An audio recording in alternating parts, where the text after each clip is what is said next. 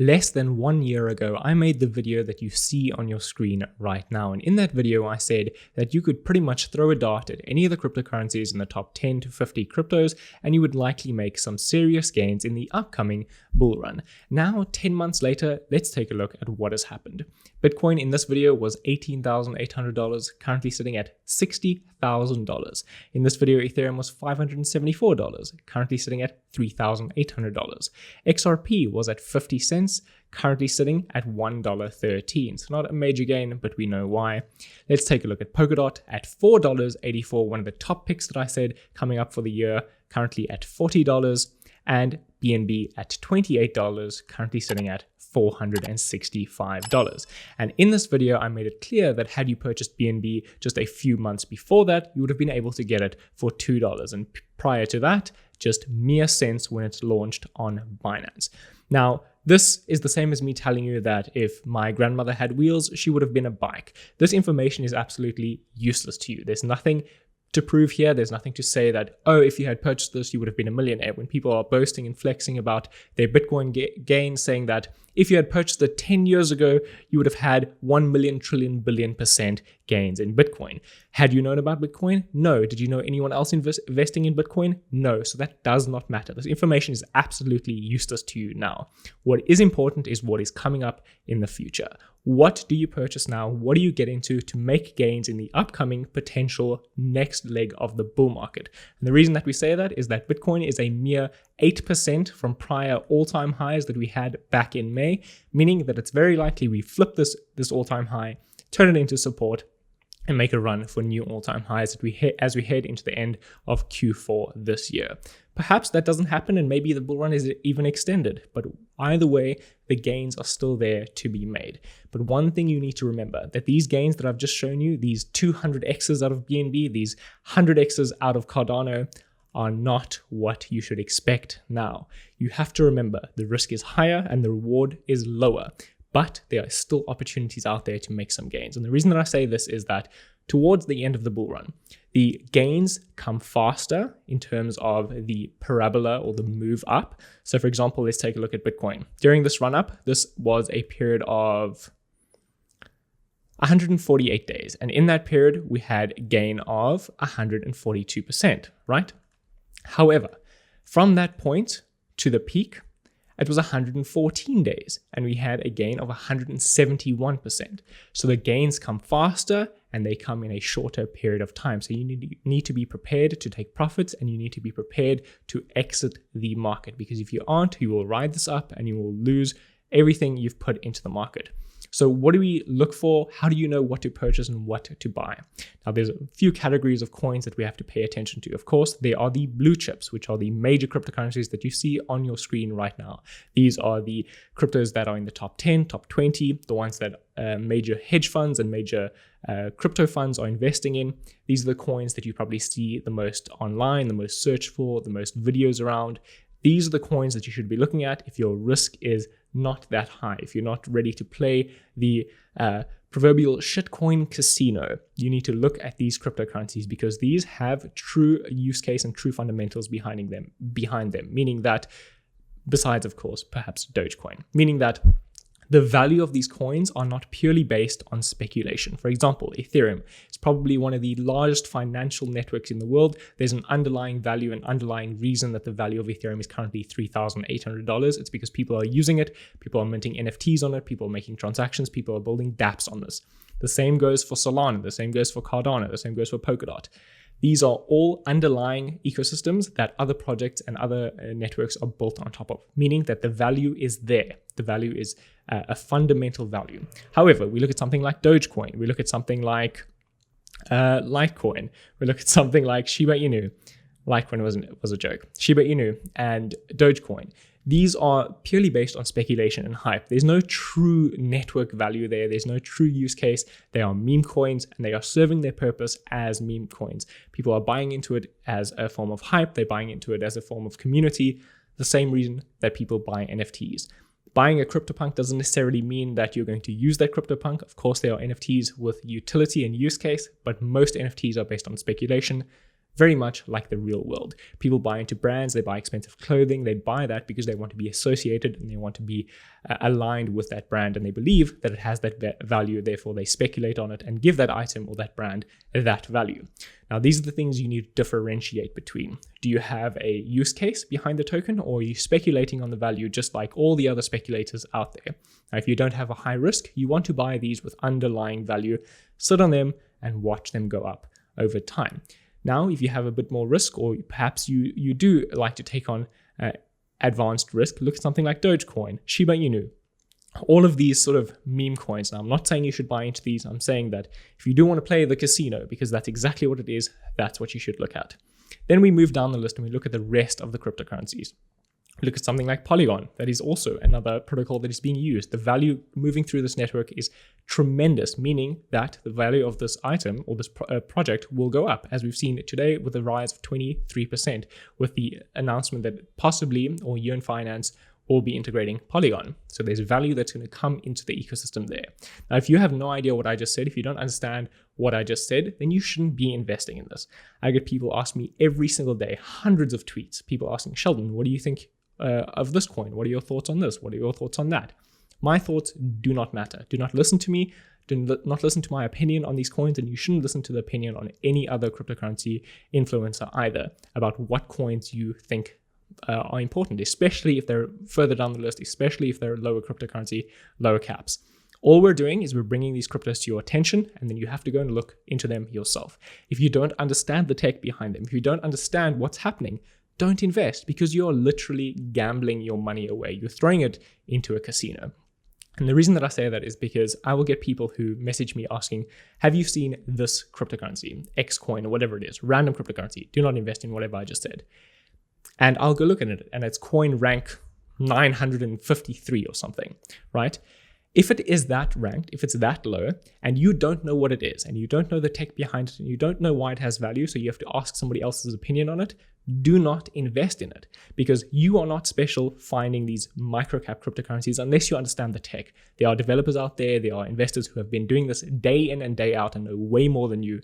Leave it to them to find the shit coins, leave it to them to find these microcap gems and let them invest in those. As we head into the tail end of this bull run, it's going to be very difficult to predict what is going to pump and what is going to be a good investment. So stick to the blue chips, stick to those that have network effect, stick to those that have true use case, and you will make money, right? If the bull market doesn't succeed, let's say we don't pump into new all-time highs for Bitcoin and we crash down from here, right? What do? You extend your time horizon. If you've invested in blue chips, you've invested in solid cryptocurrencies that have a network effect and a use case, you extend your time horizon and you cash out in the next bull run, or you wait until you come back to the highs in the next bull run, right? If you've invested in shit coins and coins that don't have any use case and you don't understand the tech behind them, you're going to get wrecked. Your investment's going to go down 95, 99%, and you will never make it back, right? We look at coins like ICP. I know people were pumping the heck out of this before it launched. It's going to be amazing. It's going to be the next major cryptocurrency. Everybody was talking about it. And I said, don't invest in this. We have no idea what its potential is. We have no idea what its use case is. Well, we do have what we were presented, what its use case is.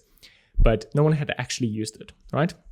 What did it do? Dumped 93% off of its all-time highs, and it still has not recovered. Not to say that it won't, but it's highly unlikely that you're going to make your investment back if you purchased the day that it launched. I saw people aping into it at $500. Horrible, horrible strategy. Look for something that has proven use case. It's been grinding for years, maybe months. Solana hasn't been here around that long, but it's been grinding. It's being used. It survived the downtime that it had, didn't crash to zero. People are using this network. That's what you need to be looking for. Stop trying to find gems if you don't know the tech behind it and you don't understand it. Unless you're a developer, unless you've been here for an extended period of time and you can understand the tech behind these cryptos, don't invest in them.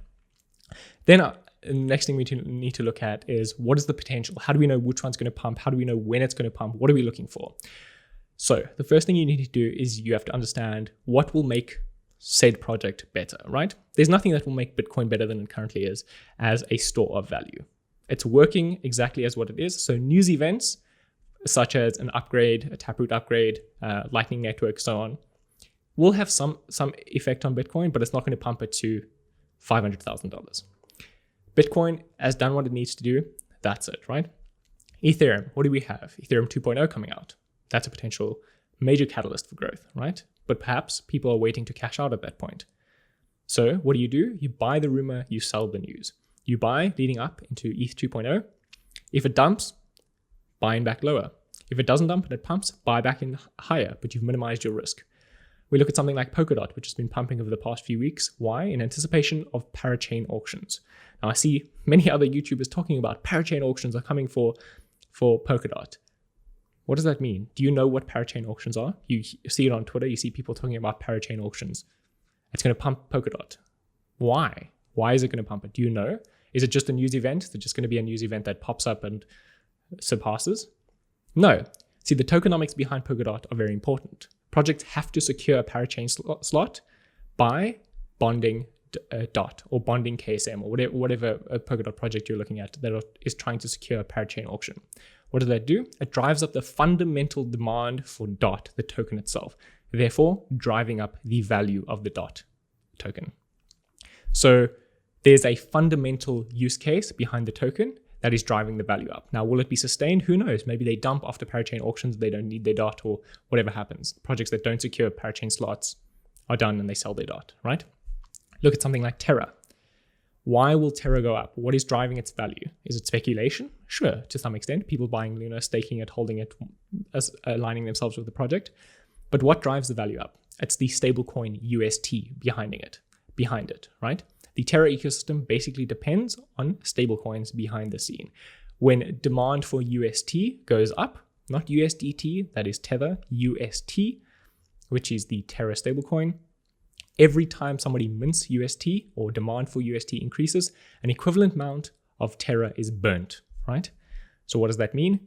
The circulating supply, coins that are in circulation currently, get removed, minimizing the supply, driving up the price of the token itself, right? And I saw a few people misinterpreted this in my previous video, thinking that when I said Terra to $1,000 is not a meme, which in itself is a meme. Let's say Terra gets to $200, $300, $400, right? What is driving up that price? The market cap or the circulating supply? It is both. If the circulating supply goes down, value will go up. If the market cap goes up, value will go up, right? That's what you need to keep in mind. There's a fundamental value if people have demand for UST, meaning they need UST for their protocols to borrow, to lend, to come into the ecosystem, the value of Terra is going to go up, right? But then we look at something like Cardano, right? I've been very, very bullish on Cardano since 2 cents. If you go back and you watch, you'll see that I've been bullish on Cardano since 2 cents. At 14 cents, I said I was putting $40,000 into Cardano, and that turned into close to $800,000, right? One of the best investments we've made over the past year, right? Smart contracts was the meme that was coming to Cardano, right? That was going to bring DeFi, it was going to bring network effect to Cardano. But I did say to everyone that once smart contracts launch on Cardano, does the demand immediately go up? No. There's going to be a lot of time that it takes for that network to build. The same with Ethereum, right? People are going to have to start building dApps. They're going to look into it. It's going to have to attract attention to the network before the fundamental value of Cardano goes up. So that would be an example of a buy the rumor, sell the news event, because something doesn't happen immediately that instantaneously drives up the value of that coin from a fundamental perspective. That's a speculative news event that people are looking at, right? Dogecoin. When Elon Musk tweets about Dogecoin, is anything changing about the project? Are fundamentals changing about Dogecoin? No. It's just a hype event. It's a singular news event that has no sustainable value long term. So the price of Doge will then eventually come back down. But let's say Elon Musk and Vitalik start working together and they bring smart contracts to Doge and they bring faster transactions, more secure, more decentralization to Doge. The fundamentals of that project are changing. The fundamental value is changing. Therefore, the value could likely increase. So these are the things you need to be looking out for. But how do you know? How do you know which project is going to be doing this? How do you find these projects? How do you find these news events? How do you know what's happening with each of them? You head to a website called CoinMarketCal, right? And you can see we've got some news events here. All you have to do is find the coin that you're invested in or that you're interested in and look for it and look for news events, look what's happening, look if any significant changes are coming up. One we can look at right now is the significant event here, Prop 128 voting ends. Now, this proposal is to bring IBC connection to Terra, right? So we spoke about Terra just a few minutes ago, at $36. Now, what does IBC mean? So don't forget to vote on Prop 128 to enable IBC transfers on Terra. Now, this will bring Terra to the Cosmos ecosystem and bring a ton of liquidity in the form of UST to the Cosmos ecosystem. And Cosmos is connected to tons of blockchains. So what does that do? It drives up the fundamental demand for UST, therefore burning the circulating supply of Terra and pushing up the value of Terra token, or of Luna token at least. So there's a fundamental change coming that could drive the value up of this, right? But if a new project launches on Terra, if somebody talks about Terra, maybe Elon Musk talks about Terra, that's not a fundamental change to the project. That is a singular event, and these singular events often lead to pumps, and those pumps are opportunities to take some profits, right? I see many people diamond handing and holding all the way through these pumps to multiple pumps, right? If a pump happens out of nowhere without a fundamental change to that project, that is an opportunity for you to take profits and either buy back in lower or wait for it to stabilize and buy back even in a slightly higher if we've turned that point into support, right?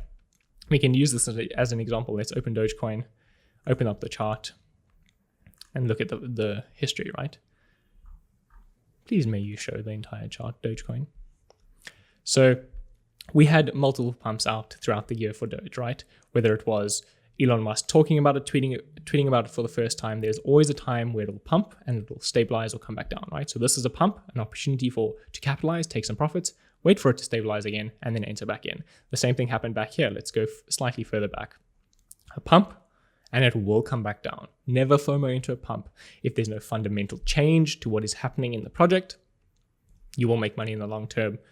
Don't chase pumps, don't buy at the top. Now, what if you're looking at CoinMarketCalendar and you can't find your coin? Maybe there's no news coming up. Let's use Polkadot as an example, right? Nothing. We find no news for Polkadot. We find perhaps Polka City and Excurate, right? No news. So you search Polkadot news on Google or do your own research. It's as easy as that. You don't need to ask your influencer what their opinion is. You don't need to find somebody else who understands it better. Find something that you like, a blue chip project, search for it. Polkadot Eyes breakout to $75 after dot price rally sets up. What's happening here? Take a look and it'll explain what is going on. Okay, the value of this is going up. Why? The fundamental value of Polkadot's changing. The demand for DOT is increasing as projects prepare for parachain auctions. What are parachain auctions? During a parachain auction, DOT and KSM holders can bond their cryptocurrency to support the project that they believe should receive a parachain slot. Okay, this is all you need to understand. You have to understand that the fundamental value of this is increasing, right? This is literally all you need to make money in the upcoming bull run, right? Don't hold for centuries. I will make another video, perhaps giving an exit strategy, a profit-taking strategy as well, so that you guys can get a better understanding of what I'll be doing and what a strategy could look like to exit the market sufficiently. Another tool you can use is the Crypto Fear and Greed Index. This has been historically a very good tool to use, a very easy tool to use as to when to buy in. I see many people chasing pumps, just as I said, don't chase a pump, don't buy at the top, don't FOMO in on a pump, wait for it to retrace and then enter. The Crypto Fear and Greed Index is one of those that you can use as well. When extreme fear, or at least increased fear, is a good time to buy. Extreme greed, probably a good time to sell. We aren't in extreme greed yet, probably not a good time to sell. Just wait a little bit longer, wait for extreme greed. When everyone's greedy, sell. When everybody's fearful, buy, right? Now, as time goes by, this indicator will become less useful as we pump in towards the end of the year. Maybe we make new all-time highs. Everybody's going to be extremely greedy and they'll be incredibly fearful after we crash after that. It's not going to be a perfect time to buy. That will be the peak of the market. We're looking for a market top. Perhaps this will happen, perhaps it won't. I'm not saying it definitely will happen. I have literally no idea what will happen, right? I don't know if we'll have a market peak like we did back in 2017, maybe a double bubble like we did, well, very likely a double bubble like we did in 2013. Maybe we have a triple bubble. Maybe the market lengthens into 2022 and we have a third peak in 2022. I don't know, you don't know, anyone else who's speaking about this does not know. It is purely speculation and trying to predict what is going to happen, right? But you need to be prepared for any situation, and the way that you do that is you take profits on a pump and you only re-enter on a retracement. You don't enter on a pump and exit on a sell-off, right? This is all you need to know. Pick blue chips, pick good projects. If you don't understand the project, don't invest. If you don't understand why it's pumping, don't invest. That's all you need to know. Stay tuned. Subscribe to the channel if you want more guides like this, more actionable advice. I'll be doing a few more videos like this to help you guys navigate the rest of this bull market. If you liked the video, or if you've made it this far, please leave a comment down below with the word wobble-lubba-dub-dub. Give the video a like if you liked the video. Subscribe if you want to see more. And as always, I shall see you in the next video. Cheers.